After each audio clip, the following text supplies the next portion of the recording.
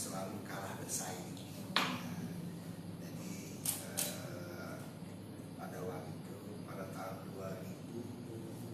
2011, saat masih zamannya Pak Susilo Bambang Yudhoyono, di mana ada pertemuan gubernur se-Sumatera, ya, mereka mendapat dewan setiap tahun.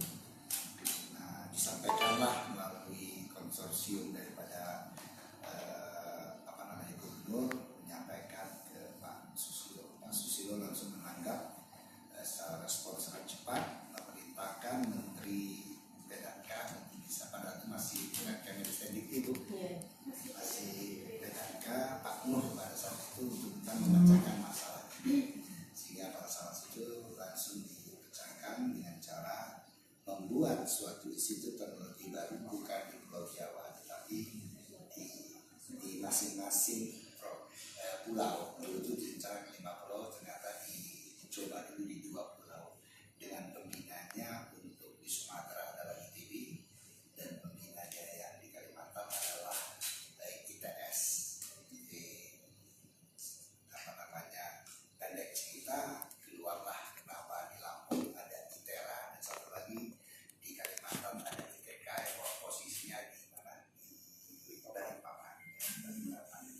Nah, pada tahun 2012 direncanakan itu, baru direncanakan SBY langsung minta menerima mahasiswa. Padahal secara formal belum ada, karena belum ada peraturan presiden.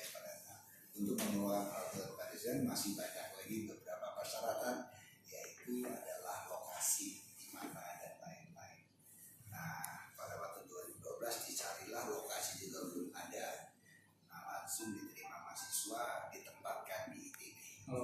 Jadi sekarang itu mereka sudah angkatan itu sudah ada sejak tahun 2012. Jadi angkatan 2012 sudah ada, 2013 sudah ada, tetapi setelah itu baru ketahuan ada di mana, di lokasi di sini, di daerah ini, dengan berbagai macam cerita panjang, rebutan Sumatera Selatan, Rio, semua.